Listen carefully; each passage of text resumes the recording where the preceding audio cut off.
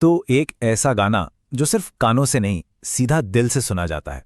जी हाँ, बॉर्डर 2 का नया गाना घर कब आओगे आ चुका है और इसने ना एक बार फिर से ये बात पक्की कर दी है कि भाई कुछ धुनें होती हैं जो टाइमलेस होती हैं। तो चलिए आज इसी गाने की आत्मा में थोड़ा उतरते हैं और देखते हैं कि आखिर इसमें ऐसा क्या खास है। और देखिए, ये एक लाइन इस गाने की पूरी कहानी बता देती है कि ये गाना कल भी अमर था, आज भी अमर है और कल भी रहेगा। मतलब ये सिर्फ एक गाना नहीं है, ये तो एक ऐसी विरासत है, एक ऐसी लेगेसी है जिसे कोई भी जमाना, कोई भी ट्रेंड बदल ही नहीं सकता। और बस यही बात तो समझनी है कि आखिर ये गाना सिर्फ एक गाना क्यों नहीं है, ये पूरे देश का इमोशन कैसे बन गया, कैसे इसने म्यूजिक की बाउंड्रीज को तोड़कर हम सबका एक कॉमन एहसास, एक कॉमन फीलिंग बन गया है। तो चलिए कहानी की शुरुआत ना वहीं से करते हैं जहां से ये एहसास पैदा हुआ था।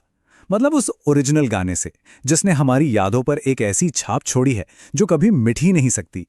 जरा सोचिए, 1997 से लेकर आज तक कितना लंबा सफर रहा इस गाने का। शायद ही कोई 15 अगस्त या 26 जनवरी बीता हो जब ये धुन हमारे कानों में ना पड़ी हो, चाहे स्कूल में, रेडियो पर या टीवी पर। और सच सच बताइएगा, आज भी जब ये गाना कहीं बजता है ना, तो हाथ अपने आप रिमोट से हट जाता है, रुक जाता है ना? लेकिन जब भी ऐसी किसी क्लासिक चीज को दोबारा बनाने की बात होती है ना, तो दिल में एक डर सा बैठ जाता है। एक ही सवाल होता है, क्या इसकी जो आत्मा है, जो सोल है, उसे जिंदा रखा जाएगा? और सच कहूं तो यही डर बॉर्डर 2 को लेकर भी था। तो हुआ यूं कि जब फिल्म का टीजर आया ना, तो लोगों के मन में सवाल उठने लगे। मतलब एक तरफ तो जबरदस्त एक्साइटमेंट थी, लेकिन दूसरी तरफ एक चिंता भी थी कि क्या ये फिल्म ओरिजिनल वाले जादू को फिर से चला पाएगी। तो माहौल ना एकदम 50-50 वाला था।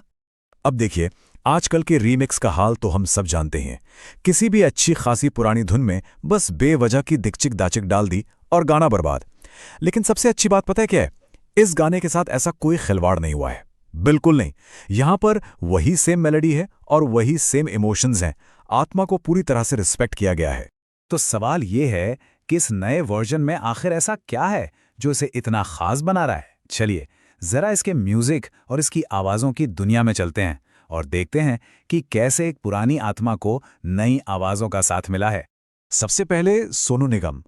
भाई साहब, यकीन करना मुश्किल है, 1997 की उनकी आवाज़ और आज की आवाज़ आप सुन लीजिए, रत्ती भर भी फर्क महसूस नहीं होगा।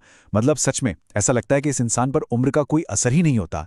जिसे कहते हैं ना, एजलेस वॉइस है भाई, बिल्कुल वही बात है।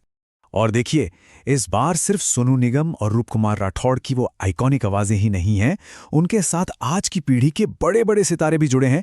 अरिजीत सिंह हैं, विशाल मिश्रा हैं और दिलजीत दोसांझ भी हैं। और हर आवाज़ ना एक अलग ही रंग लेकर आती है। अरिजीत का वो दर्द, विशाल मिश्रा की आवाज़ में वो गहराई और दिलजीत की वो रूहानी पुकार। सच में ये पुरानी और नई पीढ़ी का एक ज़बरदस्त संगम है। और बात सिर्फ आवाज़ों की नहीं है, गाने के जो नए लिरिक्स हैं ना, उन पर अगर ध्यान दें तो ऐसा लगता है कि वो कहानी को आगे बढ़ा रहे हैं। जैसे जहां पहला गाना खत्म हुआ था, ये वाला ठीक वहीं से शुरू होता है। तो ये सिर्फ एक रीमेक नहीं है, ये तो एक म्यूजिकल सीक्वल जैसा फील होता है। क्या कमाल का आइडिया है। अब सोचिए, जब गाना सुनने में इतना दमदार है, तो जब ये थिएटर्स में बड़े पर्दे पर बजेगा तब क्या होगा। चलिए जरा उस माहौल को इमेजिन करते हैं, वो तूफान जो थिएटर्स में आने वाला है। गदर 2 का वो सीन तो सबको याद ही होगा, जब मैं निकला गड्डी लेके बजा था और पूरा का पूरा थिएटर एक स्टेडियम बन गया था, सब झूम उठे थे। बस वैसी ही एक लहर आने वाली है, लेकिन इस बार वो लहर नाचने की नहीं, इमोशंस की होगी। घर कब आओगे के साथ लोग अपनी सीटों पर शायद रोएंगे भी और तालियां भी बजाएंगे। और ये जो इमोशन है ना, ये सिर्फ थिएटर तक नहीं रुकने वाला। लोग इस एहसास को अपने साथ घर लेकर जाएंगे। फिर क्या होगा? सोशल मीडिया पर रील्स बनेंगी और देखते ही देखते ये गाना नहीं, ये इमोशन वायरल हो जाएगा। तो चलिए अब आते हैं सबसे बड़े सवाल पर, आखिर ये गाना इतना सक्सेसफुल क्यों है, क्यों इसे अमर यानी इमॉर्टल कहा जा रहा है। इसका राज ना इसकी बनावट में, इसके कोर में ही छिपा है। इस गाने को सुनते ही जो सबसे पहला रिएक्शन आता है वो क्या है? गूज़बम्प्स, रोंगटे खड़े हो जाते हैं। और जब कोई गाना फिजिकली ऐसा असर करे ना, तो समझ जाना चाहिए कि वो सीधा रूह से कनेक्ट हो गया है। और यही तो इसकी कामयाबी का सबसे बड़ा सबूत है। असल में बात यह है कि इसकी जो धुन है, इसकी जो मेलोडी है, वो बनी ही ऐसी है कि सीधा दिल में उतर जाए। इसे भुलाने के लिए बनाया ही नहीं गया, इसे हमेशा हमेशा के लिए याद रखने के लिए बनाया गया है। मतलब दुनिया इधर की उधर हो जाए, ये धुन लोगों के दिलों में हमेशा जिंदा रहेगी। देखिए, इस एक गाने ने तो उम्मीदें आसमान पर पहुंचा दी हैं, इसमें कोई शक नहीं। पर एक बड़ा सवाल अब भी खड़ा है कि जिस तरह ये गाना दिलों को छू रहा है, क्या फिल्म, उसकी कहानी, उसका प्रेजेंटेशन, वो भी वैसा ही गहरा असर छोड़ पाएगी?